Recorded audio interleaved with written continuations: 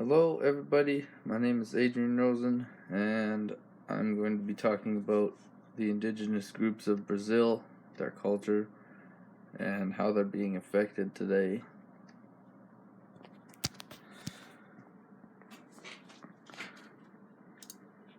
So, the three main indigenous groups we'll be talking about are the Tupinamba people, the Amore people, and the Potiguara people.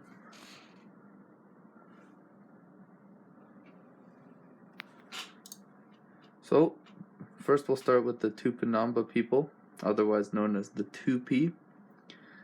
They are believed to be the first to make contact with the Europeans in the 1500s on Columbus's fifth expedition. Thought to be extinct, but as of 2004 their population was only about 3,000 people. The government stripped them of their indigenous rights in the late 1800s, but luckily they have had them restored. They're known to practice cannibalism, which is kind of eccentric. They speak Tupian, which isn't a very popular language, seeming as though there's only 3,000 of them, and they live in strangely large villages of around 500 to 1,600 people, so that puts their landmass into perspective. Not very much.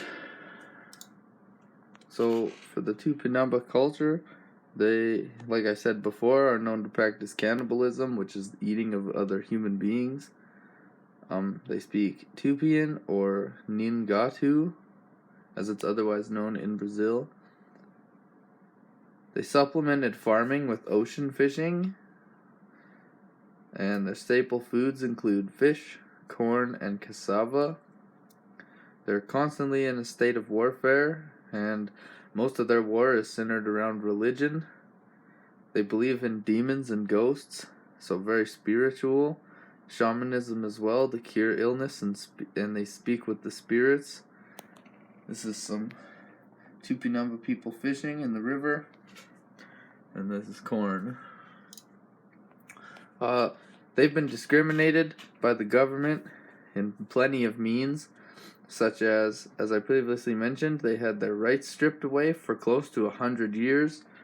On the morning of October 21st, 2008, a large police force attacked a Tupinamba community known as Sierra Padero in the Brazilian state of Bahia. In 2010, a Tupinamba leader known as Babao and his brother were imprisoned by Brazilian authorities for returning to ancestral lands sacred to the Tupinamba. Police violently beat him in his home on March 10th before making the arrests. His sister and her 2-month-old baby were also imprisoned after she told Brazil's president at the time, Lula, about the attack. This shows that the government of Brazil has little to no respect for indigenous lands and the people that the lands belong to, even going out of their way to arrest them just for entering the land after it has been locked off. As this is by no means the first attack on the Tupinamba people, they have suffered.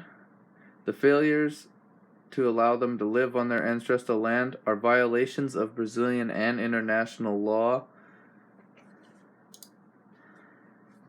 Okay, now we'll be speaking about the Amore people, popularly known for wearing the wooden discs in their lips and ears, which look similar to gauges as some people in North America wear.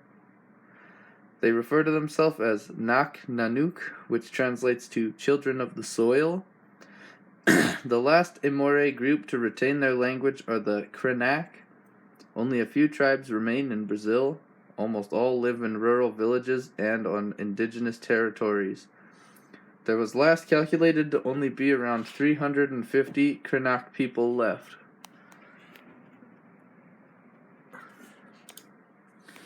So, and Krenak is just another name for Amore, not to be mistaken for another culture. The Amore people are known to be nomadic hunter-gatherers who often are seen wandering naked in the woods and live primarily from the forest. That they make weaponry, including spears of reed and bows and arrows for hunting.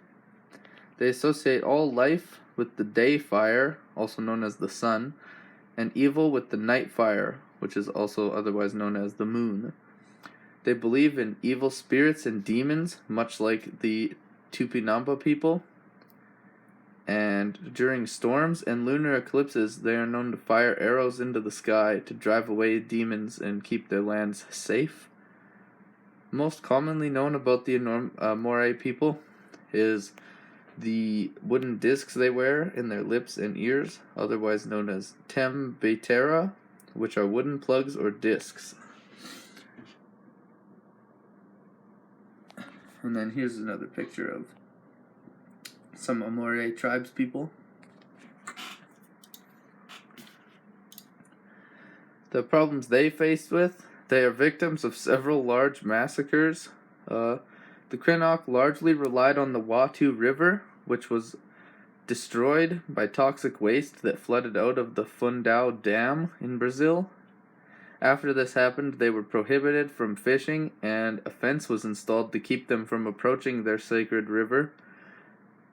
This flood was widely regarded as Brazil's most environmental disaster, and it destroyed many homes for the Krenak people as they lived along the riverbank. It also caused them to lose their identity, as it was the one thing that they held sacred to them.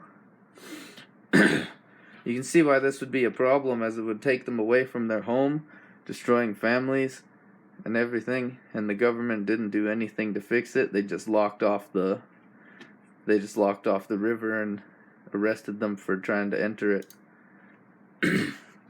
And thirdly, we'll be speaking about the Potiguara people. The largest of the three groups of the Potiguara people have around a population of 12,000. Their name is derived from poti, which means shrimp, and uara, which means eater.